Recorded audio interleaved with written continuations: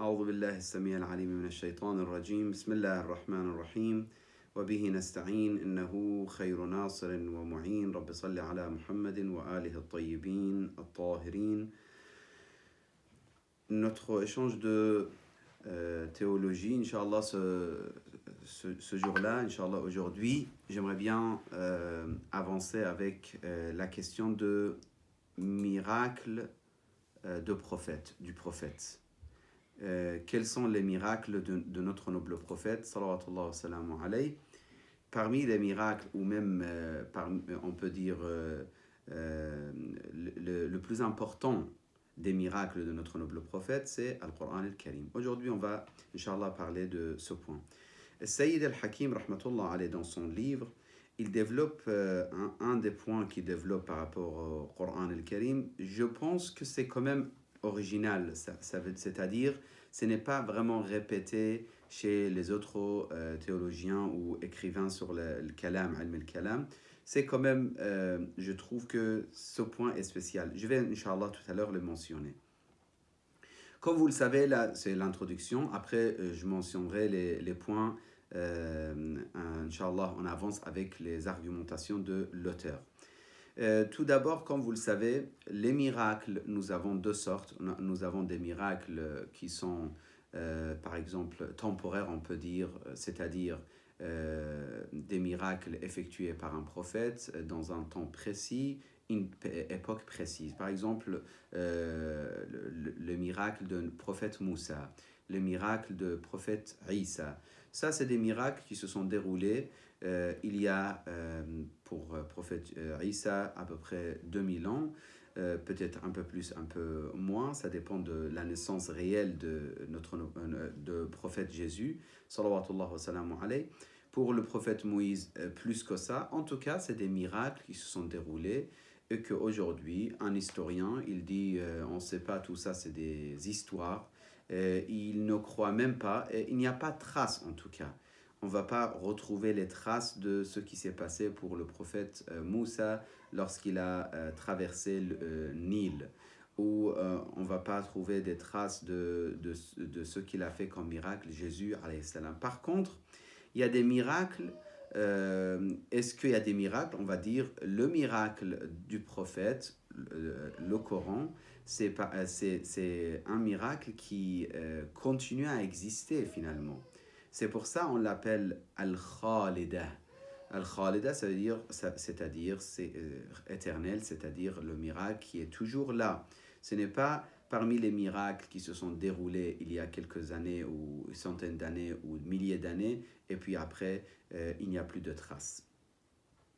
Et le Coran, jusqu'à aujourd'hui, justement, il se présente comme miracle du prophète et il demande aux gens de pouvoir, d'essayer, si vous voulez, de fabriquer ou créer ou d'écrire des versets ou des sourates ou des livres comme le Coran.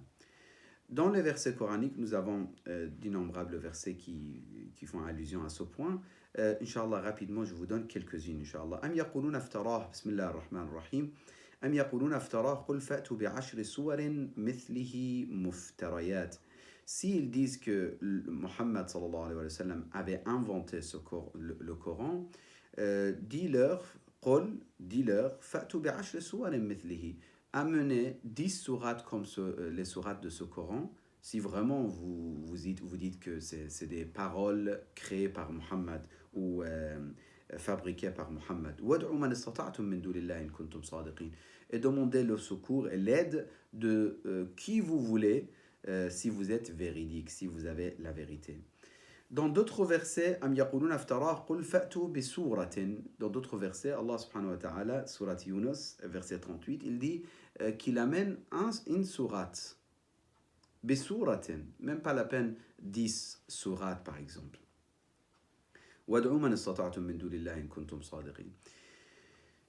Allah subhanahu wa ta'ala dans le verset 23 et 24 surat Al-Baqarah, il dit وإن كنتم في ريب مما نزلنا على عبدنا فأتوا بسورة encore من مثله وادعوا شهداءكم من دون الله إن كنتم صادقين. Si vous doutez sur ce que nous avons descendu à notre serviteur, bien sûr c'est ma traduction directe, ce n'est pas une traduction devant moi. Vous pouvez vérifier les traductions pour éclaircir beaucoup plus sur le verset. Mais là, juste, je suis en train de traduire rapidement pour vous transmettre l'idée. Donc, si vous doutez sur ce que nous avons fait descendre à notre serviteur, Abdina, Fatou bi souratin min mithlihi, amenez une sourate pareille ou égale à celle qu'on a descendue au prophète, min mithlihi, wad'u shuhada'akum min dunillahi in kuntum sadiqin, et amenez vos témoins ou vos soutiens en dehors de Dieu, bien sûr, si vous êtes véridique. Vous ne pouvez pas. Donc, Allah subhanahu wa ta'ala, il dit, vous êtes incapable de le faire. Et bien sûr, dans le verset, Surat Isra, verset 88, il dit, si vous vous réunissez, l'homme et les djinns, pour ramener un livre comme le Coran, vous ne pouvez pas ramener, même si l'un soutient l'autre et aide l'autre, vous ne pouvez pas ramener. Donc ça, c'est notre introduction pour voir que finalement, Al-Qur'an, le Coran se présente de cette façon et Allah subhanahu wa ta'ala demande aux gens d'essayer. C'est une sorte de tahaddi. Si tu peux, bismillah. Écrivez une sourate.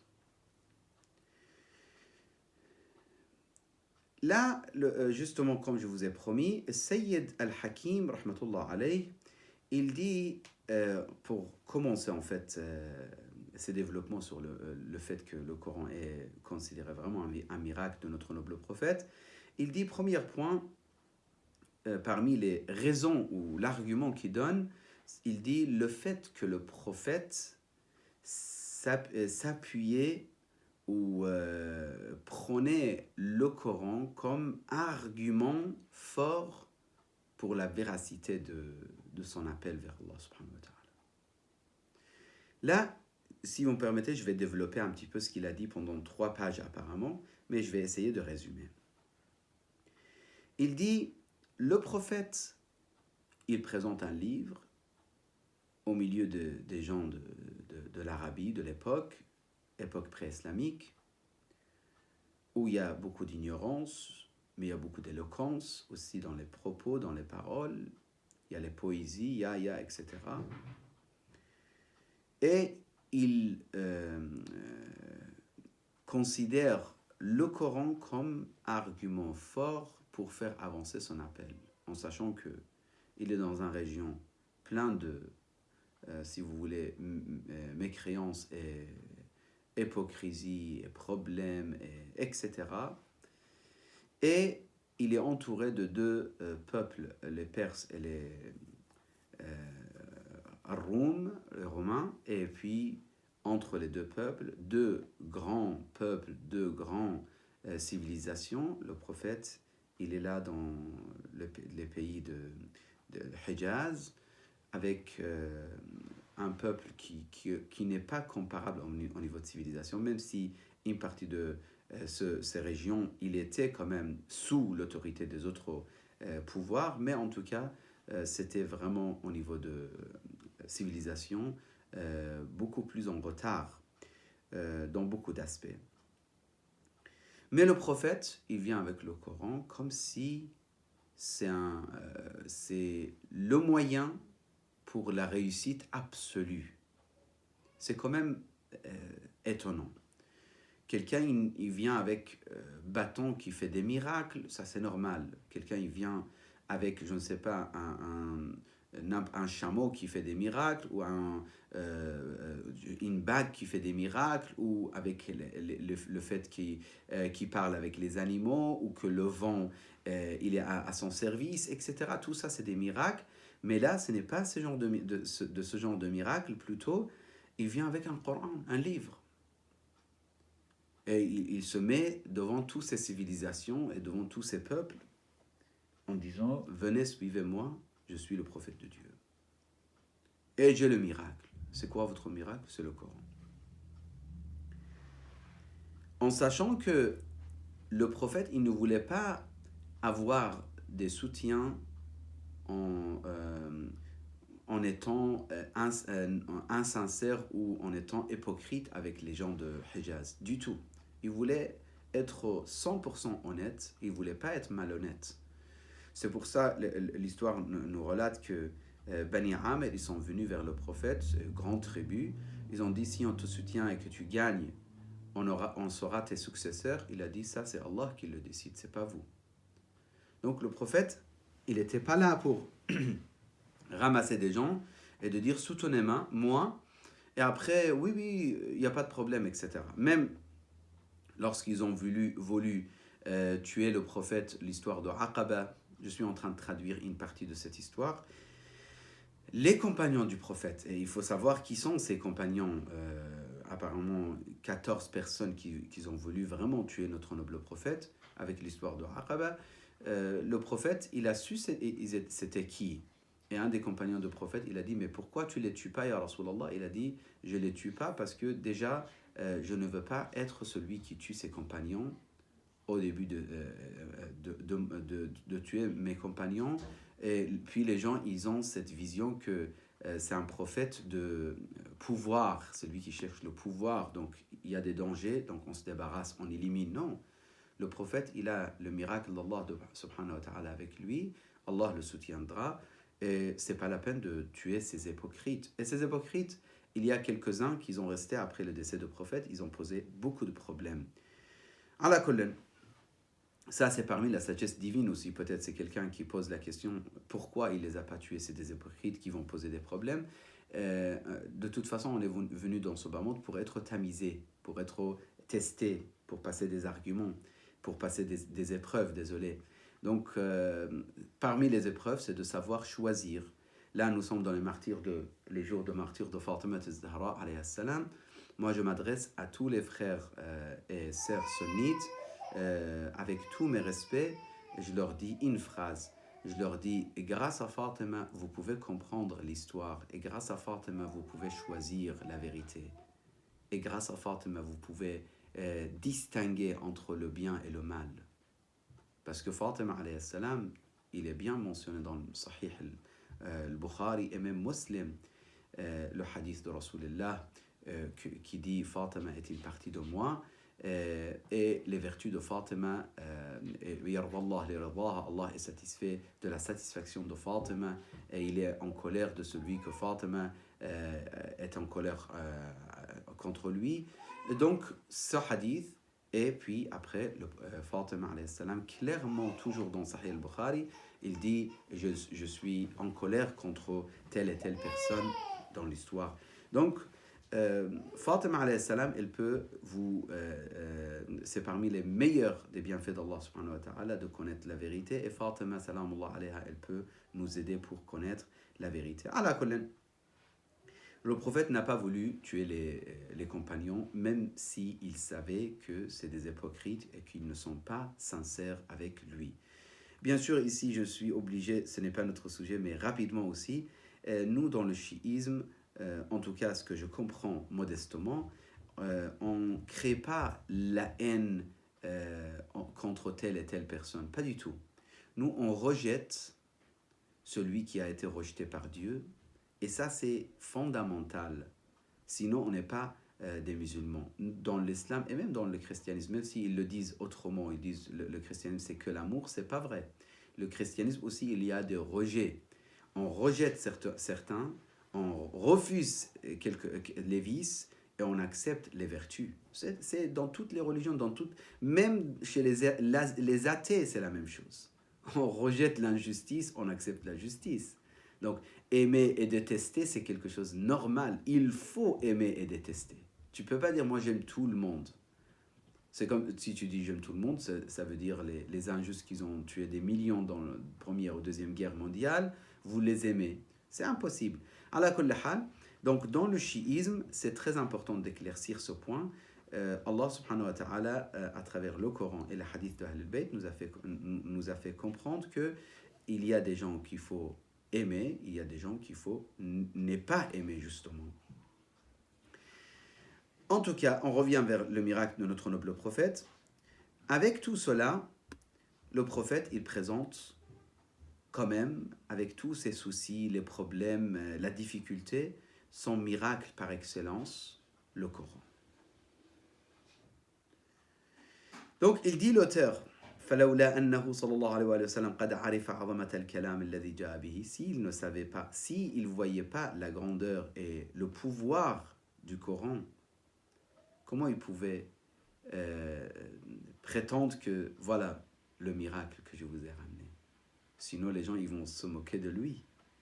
Le fait qu'il a présenté le Coran en tant que le plus grand miracle, jusqu'au jour du jugement, c'est déjà premier argument pour Sayyid al-Hakim, et c'est quand même très intéressant comment il a vu les choses. Un homme sage, parce que je me rappelle à la faculté en France, quelqu'un, il m'avait dit, un des professeurs, m'avait dit il y a peut-être 17 ans cette histoire, il m'avait dit que Mohammed était hyper intelligent ou très intelligent. C'était quelqu'un de... En tout cas, il avait expliqué que ce n'est pas facile d'avoir ce qu'il a eu, d'avoir toutes ces influences s'il n'était pas très intelligent. Bien sûr, nous, on croit qu'il était intelligent, mais il était prophète. C'est ça le plus essentiel. Ce n'est pas question d'intelligence, juste intelligence. Mais admettons que c'était quelqu'un intelligent. Déjà, l'intelligence du prophète a poussé le prophète à croire et à présenter le Coran comme miracle. Pourquoi? Parce que c'est un miracle. Parce que c'est un miracle, jusqu'à aujourd'hui. Maintenant, on passe aux deuxième étape. Pourquoi c'est considéré un miracle? Le Coran, comme on parle dans la langue arabe, al-mujara ou al-mu'arada, a demandé aux gens de venir essayer d'être concurrents, de faire des compétitions avec le Coran. Il a demandé. Il a dit, venez essayer. Et parmi les Arabes de l'époque, il y avait des grands poètes, des grands orateurs ou de grands personnages qui avaient vraiment des talents. Donc on pose une question, pourquoi il n'y a pas aujourd'hui un livre ou même des sourates réelles devant nous avec plein de beauté, et pourquoi il n'y en a pas? Ce n'est pas 200 Arabes qui sont venus depuis l'époque de notre noble prophète jusqu'à aujourd'hui. À notre époque, il y a énormément, des milliers d'Arabes qui ne croient pas au Coran, et il y a des milliers qui détestent l'islam. Des Arabes, je parle. Et parmi ces Arabes, il y a des grands professeurs d'université, des fois, des grands auteurs. Ils essayent. Ils essayent d'écrire une sourate, il n'y a pas. Pourquoi pas? Même quelques versets, il n'y a pas. Même les personnes qui ont essayé d'écrire quelque chose, c'était tellement faible et tellement, si vous voulez, restreint au niveau de rhétorique et éloquence, etc., que personne n'ose les réciter. D'ailleurs, je connais quelques parties, mais je préfère ne pas réciter. La question de la sourate qu'il a été inventée sur l'éléphant, ensuite tu le lis, un enfant il peut rigoler, alors que le Coran, lorsque tu lis, un grand écrivain aujourd'hui, je peux vous mentionner facilement, pas tout de suite par cœur, mais je peux vous amener facilement 500 chercheurs dans le monde qui ont fait des recherches, qui ont écrit des dizaines de pages, des centaines, des milliers de pages autour du Coran. Pourquoi tout cet intérêt? Si c'était un livre parmi les livres, si c'était quelque chose de très très faible c'est très important ce point. C'est très important ce point. Pourquoi autant de recherches? Pourquoi autant de thèses? Pourquoi autant de masters? Pourquoi des fois autant de thèses et masters dans les facultés des pays qui ne croient absolument pas au Coran, mais sur telle notion coranique carrément?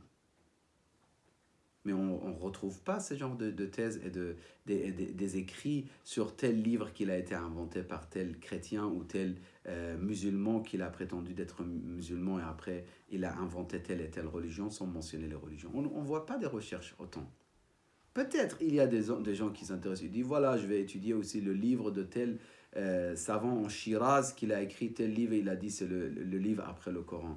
Mais personne s'intéresse. Pourquoi? Parce que vraiment c'est différent. Parce que c'est le miracle.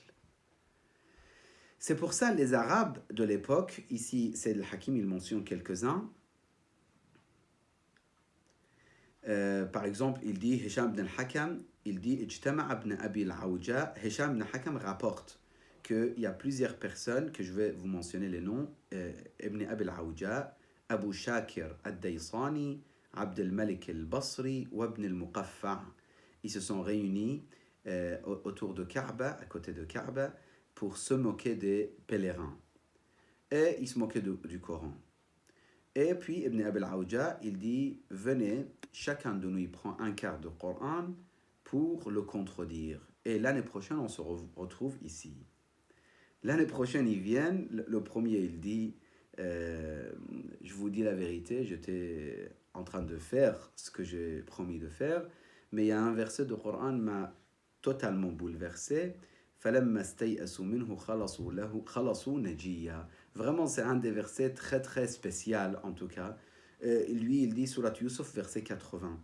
Il dit j'étais bloqué. فَلَمْ أَقْدِرْ أَنْ أَضُمْ إِلَيْهَا فِي فَصَاحَتِهَا. Je n'ai pas pu de trouver égal à ces mots-là au niveau rhétorique et sens qu'il a réuni. Je n'ai pas pu, donc je ne peux pas avancer avec ça. Abdul Malik, il dit j'étais en train de réfléchir sur le verset de Surat al-Hajj, verset 73.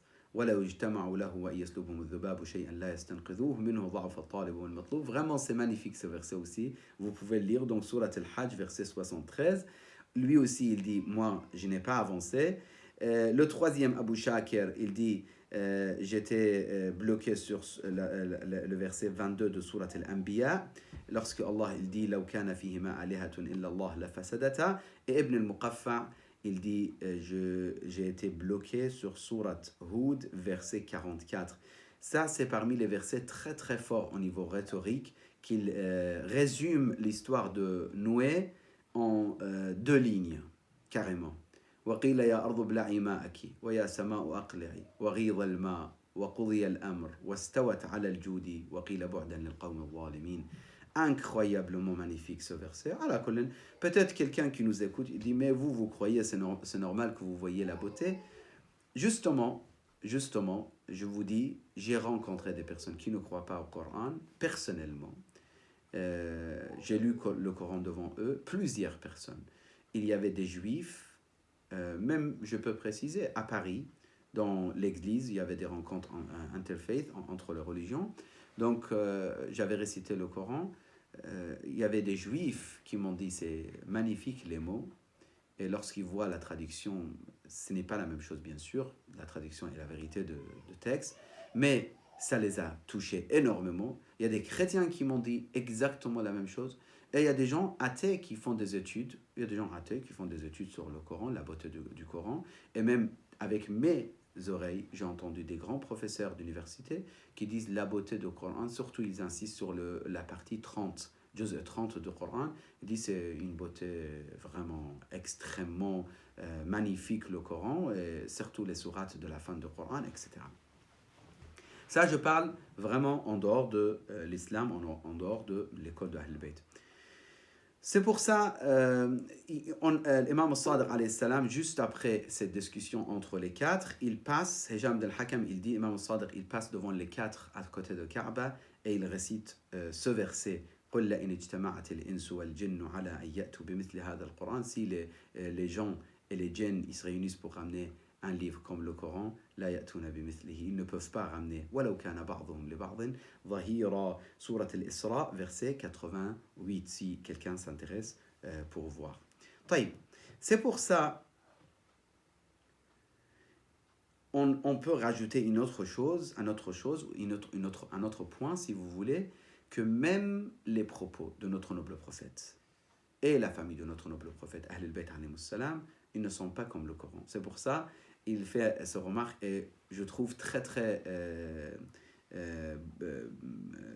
important à faire ce remarque, en fait, si vous voulez. Lorsque vous avez un discours de l'imam ou de prophète, et que tout d'un coup il y a un verset coranique, ça se sent tout de suite la différence de niveau entre les paroles du prophète et le Coran, ou les paroles de l'imam Ali alayhi salam, Amir al-Mu'minin, et le Coran. Et ça, c'est quelque chose vraiment qu'on constate lorsque on lit les discours de Ahl al-Bayt, surtout dans Nahj al-Balagha, que tout à l'heure on aura notre échange, Inch'Allah. Wa sallallahu ala sayyidina Muhammadin wa alihi at-tayyibin at-tahirin. Allah, اللهم صل على محمد وعلى محمد وعجل فرجه.